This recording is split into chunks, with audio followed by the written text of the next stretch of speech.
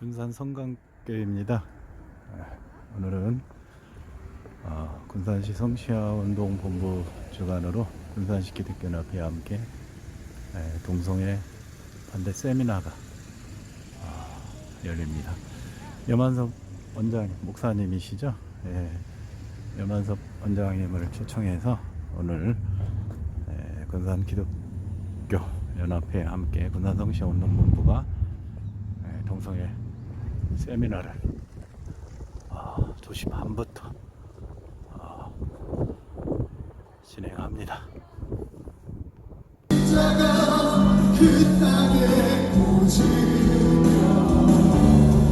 오늘 주제가 동성애 파고에 맞선 하나님의 의병, 이 주제로 염한섭 원장님 오늘 강의를 하십니다.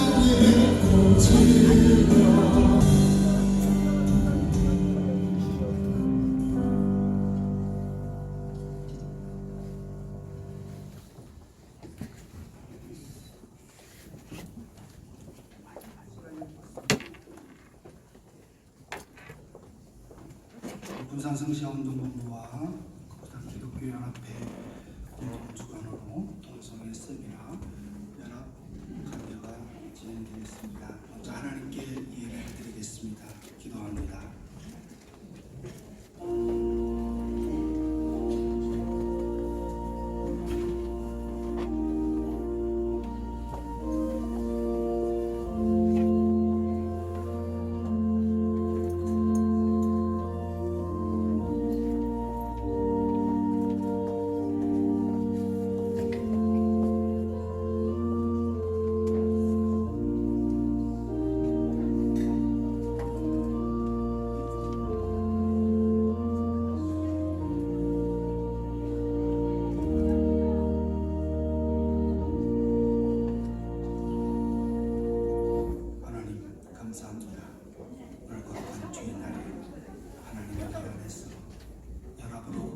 동성애 세미나 진행하도록 도우심을 감사합니다. 이 시간도 오셔서 영광 받으시고 우리에게 그런 좀 베풀어 주옵소서. 예수님의 이름으로 기도나옵나이다. 우리 함께 358장 찬양합니다.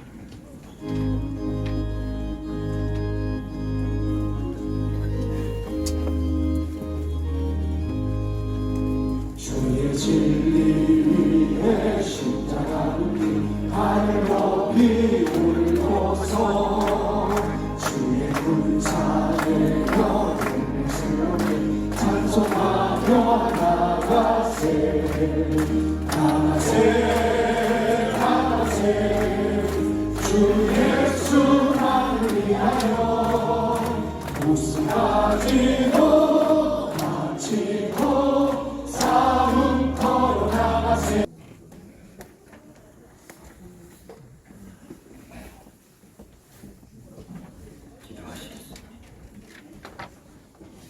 이 나라의 역사와 모든 것을 주관하신 이 민족을 사랑하신 여 하나님 아버지, 오늘도 거룩하고 복된 주일 하나님 앞에 예배하게 하시고 이 시간도 우리 군산 성시야운동본부와 군산시 기독교연합회를 통하여 동성애 대책 세미나를 이곳 성광교회당에서 개최케 하심에 진심으로 감사를 드립니다.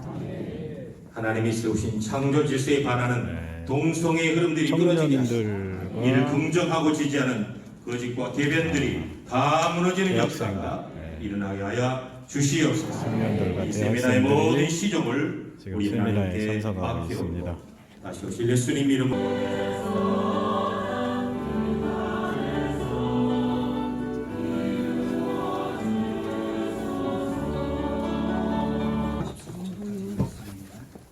깰지어다 깰지어다 누구라여 깰지어다 깰지어다 너는 노래할지어다 일어날지어다 바라기여 아비노함의 아들이여 내가 서로 담은 자를 끌고 갈지어다. 그때 남은 귀인과 백성이 내려왔고 여호와께서 나를 위하여 용서를 지시려고 청년과 내려오시도다. 대학생들이 아멘. 아멘. 오늘 세미나에 시간입니다. 다수 참여하고 있습니다. 장로 장로님 나오셔서 박수를 먼저 하겠습니다. 이 시간은 군산 장로 합창단 찬양하는 시간이 있습니다.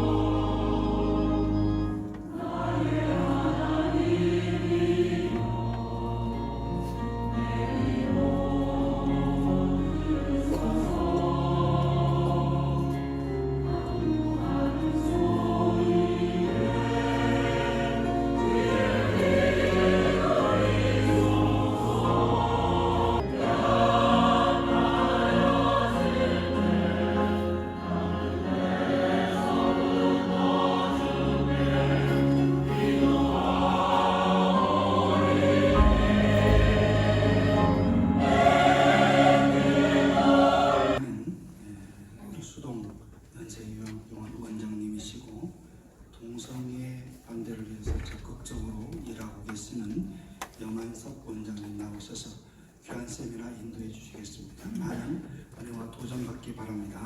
나오실 때 박수로 환영하겠습니다.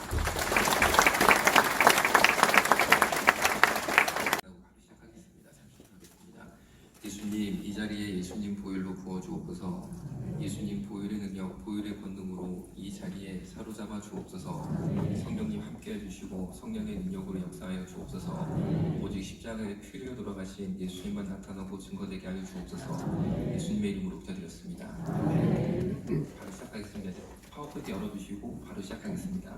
저는 원래 신촌 세브란스병원에서 말기 암 환자를 돌보던 호스피스 전에 그분을 저희 병원에 모시게 됐는데 갈 곳 없는 에이즈 환자가 갈 곳이 생겼다라는 것이 소문이 나면서 전국에 있는 에이즈 환자분들이 계속 저희 병원에 오기 시작하셔서 제가 현재까지 에이즈 환자를 진료한 횟수가 약 7만 번이 넘게 됩니다. 그래서 엄청나게 많은 에이즈 환자를 보다가 동성애 문제가 현장에서 어떤 것인지 보게 돼서 이렇게 귀한 자리에 와서 말씀드릴 수 있게 돼서 너무나 깊게 감사하고 있는데, 본격적으로 강의를 하기에 앞서서 한 가지 제가 당부 말씀드릴 것은, 오늘 혹시 동성애 간증이 있다고 그러니까 동성애를 해본 사람이 와서 동성애를 해본 간증을 하나보다 이렇게 생각하시면 안 된다는 거죠. 제가 동성애를 해봐서 해본 간증을 하는 시간이 아니고 의사로서 환자를 보다 알게 된 그 의료적인 면에 한해서 말씀을 드리겠다라는 것을 말씀을 드리고, 다음 넘어가겠습니다.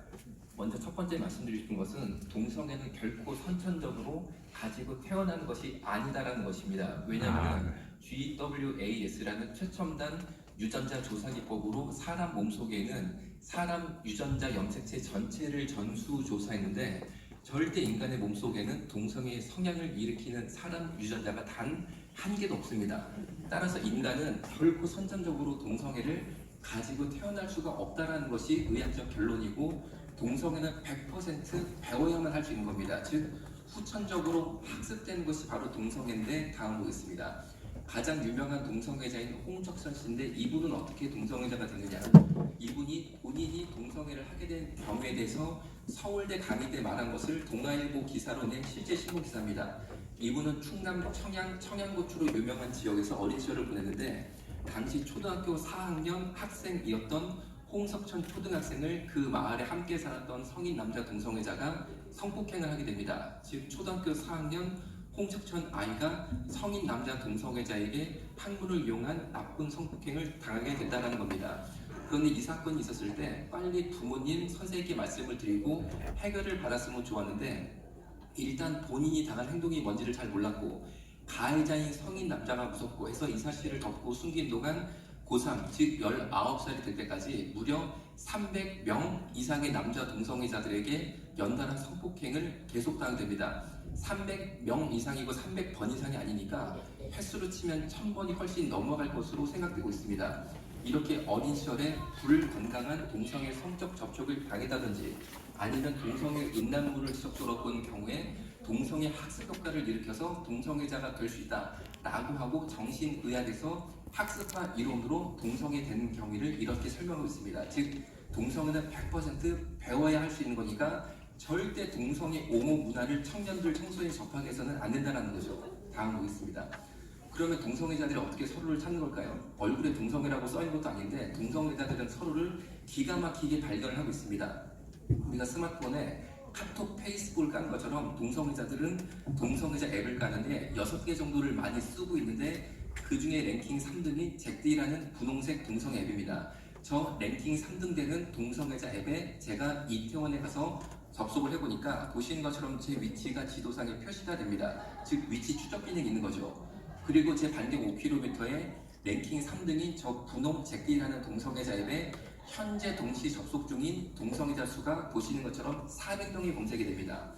그리고 그 400명이 바둑판 모양으로 몇 미터 떨어져 있는지 실시간 위치 추적이 되고 있는데, 이 친구들이 자신의 얼굴 버스몸을 올 노출로 다 공개를 했기 때문에 교육 자료를 써야 되니까 모자이크 처리는 제가 한 것입니다. 그런데 맨 양쪽 하단에 뿌옇게 빨간 게 보이죠? 저게 뭘까요?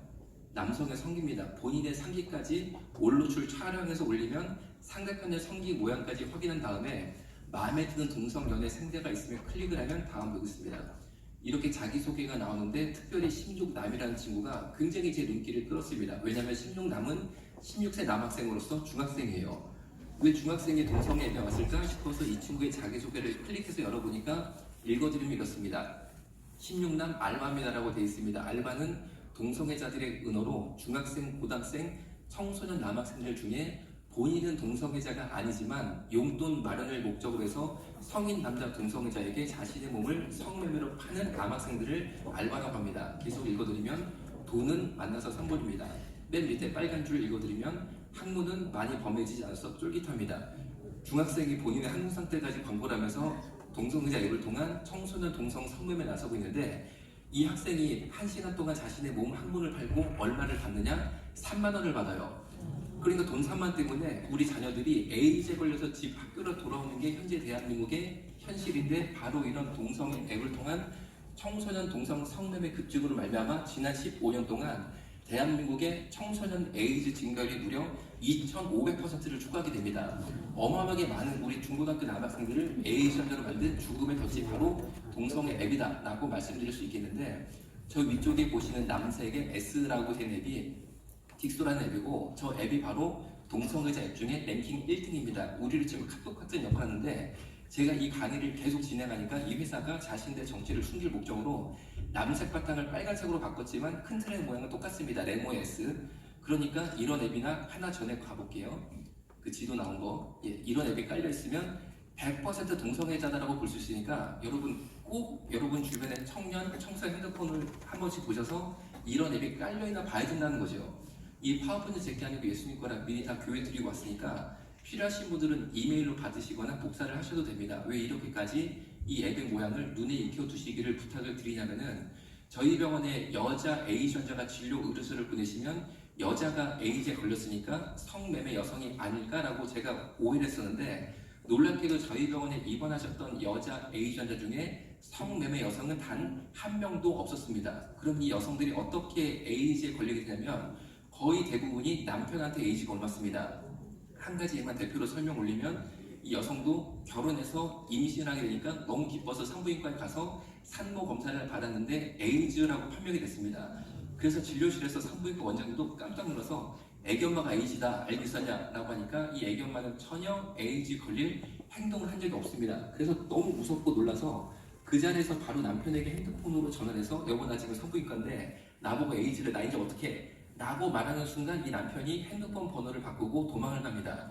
알고 보니까 이 남편이 동성애자이고 에이즈 환자였는데 본인의 에이즈를 숨기고 결혼해서 자기 아내를 에이즈로 만들었을 뿐 아니라 이 말을 들었을 때 제가 더 이해하기 어려운 점은 산모가 에이즈 산모면 주사기 감염이라고 해서 태어나는 아기가 에이즈 아기로 태어날 확률이 상당히 높습니다. 어떻게 자기 뱃속에까지도 에이즈로 만들려고 하는지가 이해가 안 된다는 거죠. 그래서 언뜻 그래도 결혼 정년기 되는 자매님들도 더러더러 뵙는 것 같은데 만약에 어떤 남학생이 사랑한다, 결혼하자라고 고백하면 꼭 핸드폰을 달라고 해서 이런 앱이나 요 하나 전에 가볼게요. 이런 앱에 깔려있나 봐야 되는 거죠. 이런 게 깔려서 결혼할 수 없는 거죠. 동성애자니까. 한번 들어가서 볼까요? 혹시 의외로 10m, 20m 찍히면은 오늘 이 중에 볼게요. 거의 교회에서 찍어보면 자주 나와요. 네, 다음 보겠습니다. 다음 볼게요. 성소수자단체가 매년 주관하는 서울 퀴어 축제 현장 스케치 사진인데 말은 소수라 그러지만 정말 이분들이 소수일까요? 모인 사람들 수를 보니까 사람 끝이 안 보일 정도로 엄청나게 많이 모였습니다. 절대 소수가 아니라는 거죠.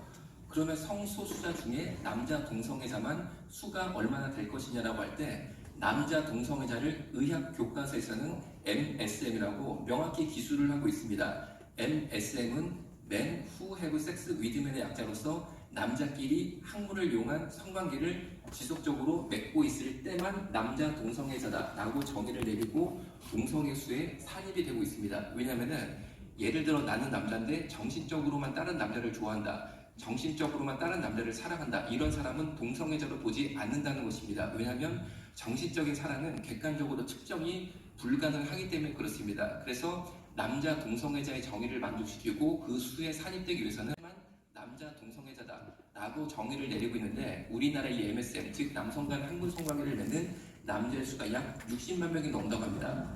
그래서 모였다면 이렇게 사람 끝이 안 보일 정도로 엄청나게 많이 모이게 되고 절대 소수자들이 아니고 이 시대 우리 조국에 존재하는 가장 강력한 이익단체 중에 하나다라고 말씀드릴 수 있겠습니다. 다음 보겠습니다. 서울 광장에 있었던 퀴어 축제 현장 스케치 사진인데 이분들은 본인의 축제를 문화축제, 예술축제라고 그러지만 한 번만 이 자리에 가보시면 절대 그렇지 않다는 걸 알 수 있습니다. 보시는 것처럼 매년 젊은 남자들 옷을 벗겨서 제단 위에 재물처럼 올려놓고 그 옆에는 저 사람 재물을 운반하는 제사장들인데 저 제사장들이 새까만 옷을 붓줄까지 다 맞춰서 신었는데 저 제사장의 새까만 패션만 놓고 보시면 하나님 쪽으로 보이시나요? 마귀 쪽으로 보이시나요? 이 자리에 한 번만 가보시면 이 자리가 절대 이분들이 주장하는 문화인권축제가 아니고 이 시대 우리 조국에 존재하는 가장 강력한 영적 전쟁의 현장이다라는 것을 알 수 있습니다. 그래서 우리 예수 믿는 사람들이 왜 이 광장 맞은편에서 하루 종일 눈물 뿌리며 기도할 수밖에 없냐면 성령님의 힘을 입어서 이 영적 전쟁에 승리해서 조국과 미래 세대를 지켜야 되는 대한민국에 현존하는 가장 강력한 영적 전쟁의 현장이 바로 퀴어 축제다라고 말씀드릴 수 있겠습니다. 다음 보겠습니다. 이런 식으로 맨 앞선두가 진행되게 되는데 토요일 오후 서울 가장 중심부인 서울 광장에서 일반 서울 시민들을 향해서 저렇게 이상한 물총을 쏴서 맞추며 즐기는 이 동성애자들이 과연 인권 침해를 당하는 것으로 보이십니까? 다음 보겠습니다. 서울 광장에 있었던 퀴어 축제 현장 스케치 사진입니다. 일명 동성애자의 항공 팬티를 입고 항공 팬티는 저렇게 엉덩이가 뻥 뚫린 형태의 동성애자들이 착용하는 팬티인데 왜 저런 팬티를 입냐면 동성애자들의 의무로 번개라고 합니다. 번개는 아까 보신 스마트폰 앱을 통해서 몇십 미터 떨어진 동성애자를 얼른 검색한 다음에 메시지를 주고받아서 무슨 빌딩 1층 남자대실 몇 번째 칸에서 만나자라고 약속을 맺은 다음에 그 좁은 화장실 칸막이 안에서 둘이 접선을 한 다음에 바지만 살짝 내리고 팬티는 벗지 않고 신속하게 한군 성교를 할 목적으로 아예 저렇게 엉덩이가 뻥 뚫린 형태의 팬티를 평소에 입고 다닌다고 합니다. 이 사진 보고 여러분 놀라지 않으셨습니까? 그런데 서울 퀴어 축제가 있을 때마다 서울 시민들은 이런 엉덩이 항문을 직접 내 육안으로 보게 된다는 거죠. 여러분 그 옆에 저 남자는 보신 것처럼 덩치가 굉장히 큰 남자인데 아까 보신 그 행렬을 줄줄줄 따라가다가 보신 것처럼 인도에 정상적으로 서울 시민들이 이용하고 있었습니다. 갑자기 보시는 것처럼 인도에 일반 서울 시민 여성 4명 정도 있는 것을 보고 그 여자들 사이로 쓱 들어가더니만 보시는 것처럼 자신의 벗은 몸을 보여주기 시작했습니다. 이렇게 여자들에게 자신의 벗은 몸을 보여주는 것을 좋아하는 남자를 일명 바바리맨이라고 그러죠. 쉽게 말하면 변태예요. 그런데 우리나라는 공연 음란죄라는 벌이 있어서 남자가 이런 행동을 하면 당연히 처벌받게 돼 있습니다. 그래서 놀란 여성들이 옆에 마침 경찰이 있었기 때문에 이 남자를 더 이상 우리에게 접근할 수 없도록 저지해달라 혹은 처벌해달라 라고 당연한 요청을 하게 되는데 그 경찰이 이 여성들에게 뭐라고 말하냐면 나는 이 남자를 저지할 수도 없고 처벌할 수도 없다라고 말한 거죠. 그래서 놀란 여성들이 왜 못하냐 라고 물어보니까 그 경찰이 말을 하기를 성소수자여서 보호해야 한다고 말을 한 거예요. 여러분 그러면 이 성소수자를 보호한다는 이런 이유로 이런 남자조차 막을 수 없다면은 이 여성들의 인권은 어디로 가는 겁니까? 즉 과도한 성소수자 특혜를 줌으로 말미암아 여성 인권이 침해되고 있다라는 것을 알 수 있습니다.